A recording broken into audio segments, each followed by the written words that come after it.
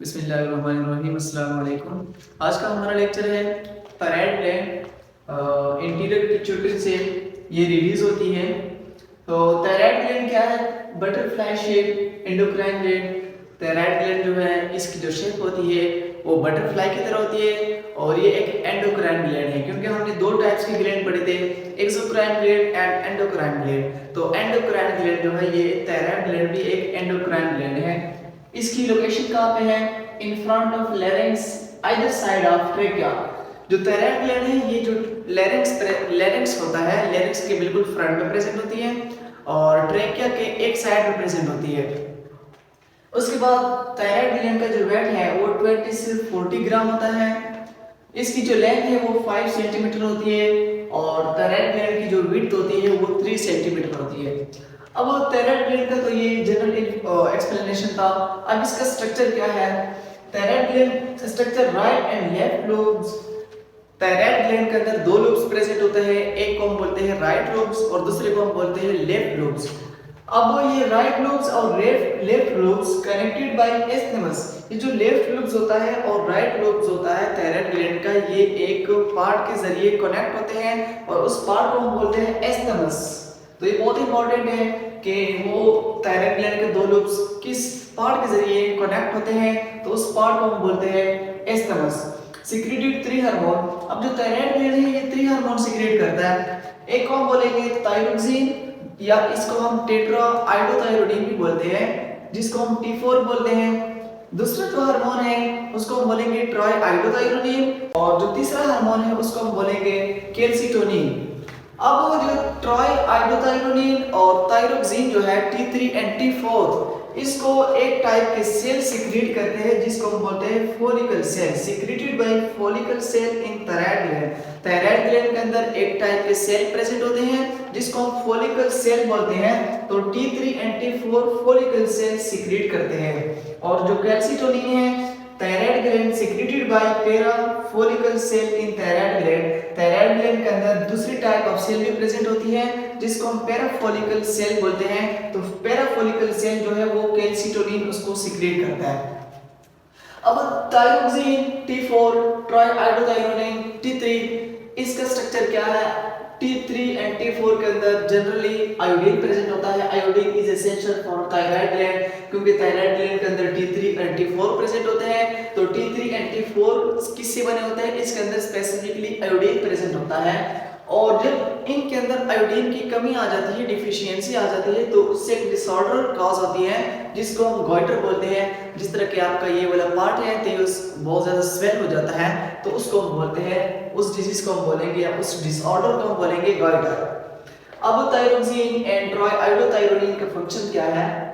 Increase metabolic rate and heat production. इसका first function ये है कि ये मेटाबॉलिक जो रेट है हमारे बॉडी के अंदर जो फॉर्मेशन ऑफ ग्लूकोज या ब्रेकडाउन ऑफ ग्लूकोज जो होती है उस मेटाबॉलिक रेट को भी ये इंक्रीज करता है एंड हीट की प्रोडक्शन भी करता है। हमारे बॉडी के अंदर जो हीट की जो प्रोडक्शन होती है वो भी थायरोक्सिन एंड ट्राई आइडोथायरोडीन करता है।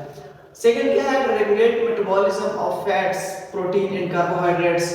अब दूसरी ये क्या करता है? प्रोटीन की, फैट्स की और कार्बोहाइड्रेट्स की जो मेटाबॉलिज्म करता है उसकी जो ब्रेक डाउन करता है वो भी कौन करता है? वो भी thyroxine and T3 and T4 करता है।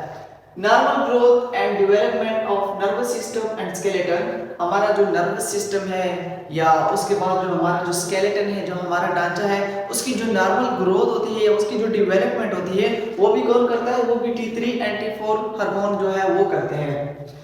अब ये तो थे T3 एंड T4 इसका कुछ स्ट्रक्चर, उसके बाद इसका फंक्शन। अब जो तीसरा हार्मोन है वो है कैल्सिटोनिन।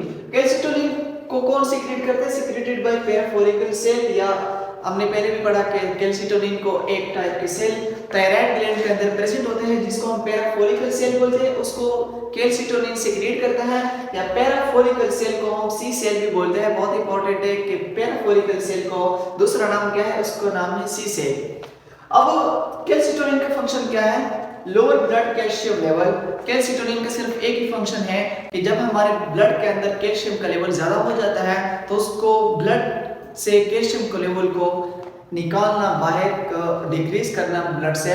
तो वो किसका काम है? कैल्सिटोनिन का। तो मतलब कैल्सिटोनिन का फंक्शन ये है कि ब्लड से कैल्शियम के लेवल को कम करता है। तो ये दो तरीके से कम करता है। फर्स्ट किस तरह, raise storage of calcium in bone.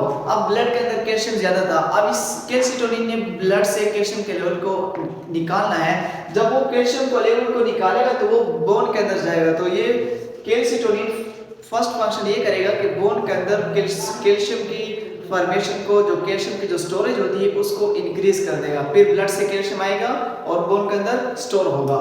और दूसरा फंक्शन क्या करेगा, increase reabsorption of calcium in renal tubules.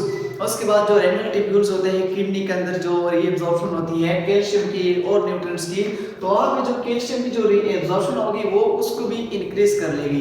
क्योंकि फिर इस तरह जब कैल्शियम की रीएब्जॉर्प्शन रेनल ट्यूब्यूल से इंक्रीज हो जाएगी तो वहां से ब्लड से जो कैल्शियम का लेवल होगा वो ऑटोमेटिकली कम होगा, उससे ऑटोमेटिकली निकलेगा।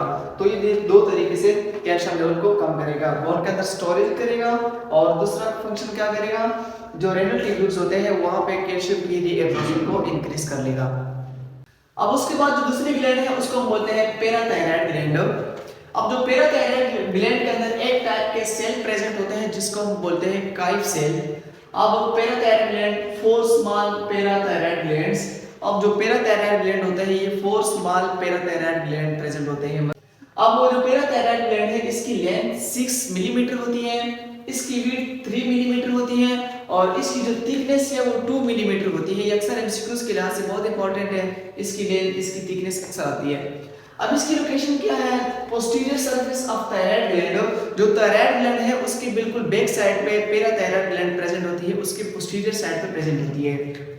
Half life 10 minutes. उसके बाद जो पैराथायराइड ग्लैंड है उसकी हाफ लाइफ होती है और वो कितनी होती है, 10 मिनट्स।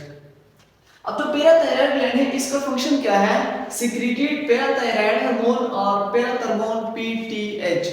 जो पैराथायराइड ग्लैंड है ये सिर्फ एक हार्मोन सिक्रीट करता है जिसको हम बोलते हैं पैराथायराइड हार्मोन, या पैराथायराइड हार्मोन का दूसरा नाम है पैराथर्मोन जिसको हम पीटीएच बोलते हैं शॉर्ट फॉर्म में, पैराथायराइड हार्मोन।